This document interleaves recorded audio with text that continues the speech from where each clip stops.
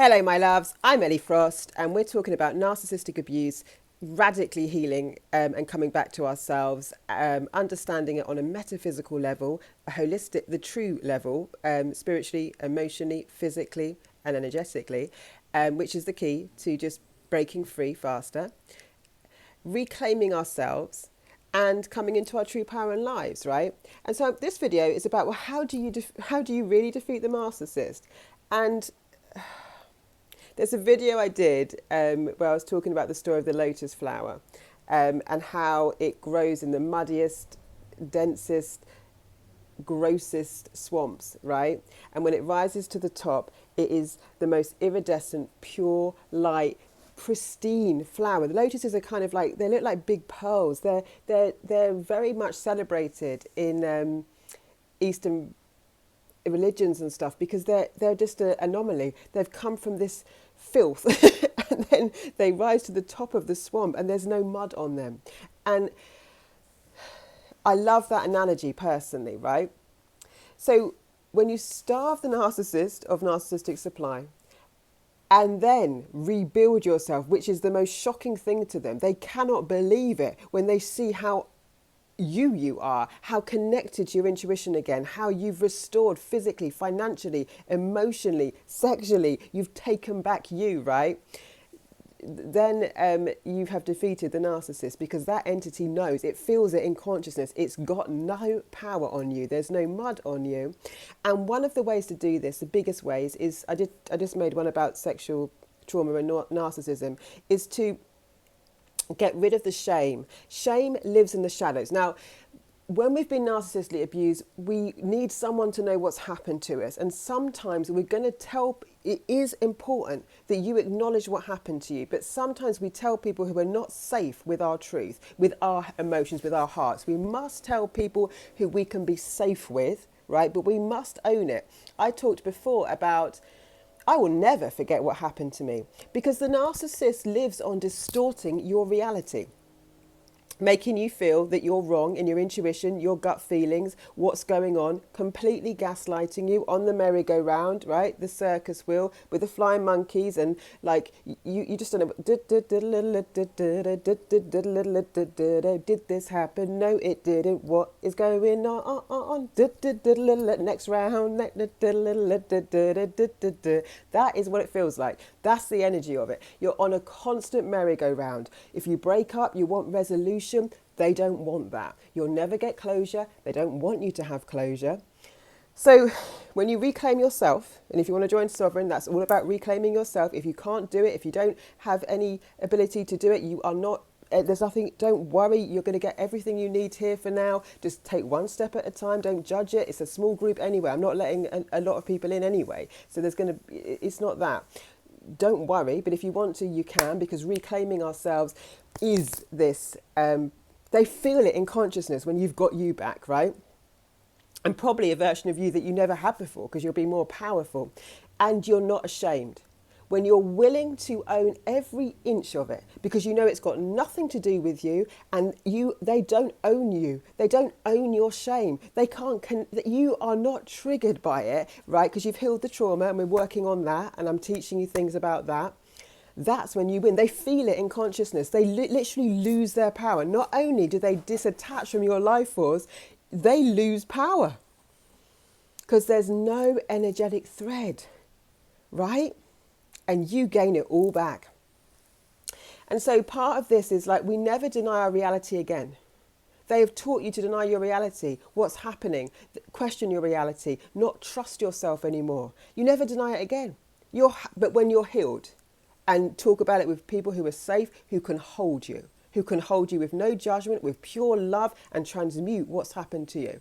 Spaces like this, I'm not suggesting you tell everyone that can't hold it, where you're going to come under any kind of attack. You must protect your heart and protect your emotions like you would a small child. You are a small child still inside, right? But in safe spaces and in your own well-being, when you're willing to own it all, know it's got nothing to do with you, you know what you were dealing with, a demon, and you go back into your heart, you go back into your inspirations, passions, joy, right? You connect yourself to spirit, source, God, the universe, whatever you believe in. If you believe in nothing, just your feeling of connection to the planet and as a human being, they feel it, and you break something in the universe or thread with them and they lose power. That's also when they get their karma, right? Because they're still feeding off you until you're totally free. Now, this is a process. Don't worry about where you are. You must be closer than you think if you're here, right? There's a movie that I really like, the end of, and it's 8 Mile with, Eminem's story. Now, if you don't like him, this has got nothing to do with whether we like him or not. Don't get in the way of what I'm telling you. So you may or may not like him. That's not the point. But if you have watched that movie, what I liked about it is the final rap battle. So Eminem, you probably know, is a rapper, and I think it's a true story, right, of his journey to becoming famous. And I know there's all sorts of stories about him in the media, so we're not trying to work out his character, but it's just that his opponent is going to use everything against him that he is. When he's doing the final rap battle, he lives in a trailer. His girlfriend has now been, I don't know, seeing the person on the other that is in his opponent's gang. There's all these embarrassing things that make him look bad. Culturally, he's a white boy in a rap environment where he's not, necessarily was easy for him to be accepted there because it's got its own things going on, right? And at the final rap battle, what they kind of do is you probably know, but they kind of, I suppose it's not very healthy, they kind of bring each other down to kind of rap battle, but he doesn't. He wins it by literally, first of all, rapping out every single thing his opponent is going to say about it. He says, yes, I am white trash. Yes, I do live with my mum. Yes, you did have sex with my girlfriend. Yes, yes, yes, yes, yes. And at the end of it, he says, now tell these people something they don't know about me. Silence. Have you noticed your biggest weapon against a narcissist sometimes is silence? It freaks them out. When you're not triggered, when you haven't got to validate yourself, explain yourself, justify yourself, you make a very short statement like, I don't feel that way. But you don't try and convince them. Silence. Oh, do they freak out when you do something? They don't know what to do. It's like, because there's no hook. And when you're energetic, no, I'm not saying this is about going out and saying to everyone, you know what, this happened to me, this happened to me, this happened to me. That's not it. People feel the power of it. You might feel the power of it in me because I share little things of what I've been through. I've been through a lot of things, right? But I'm in total power over it, right? Now, this is a journey. But when you're there, I promise you, there's a thread in the universe. They feel it and they lose power. It's a voltage. So again, they do start getting their karma there. It weakens them. So, not that you're supposed to go and tell the whole world everything that's happened to you. That's not where it is. It's that in yourself, you're free. There's no mud on you. It's got no hold on you, right? It no longer means anything about you. In fact, you're not even triggered by it. This is trauma healing. This is possible. This is way more possible than you think. This is a point of complete invincibility because so what?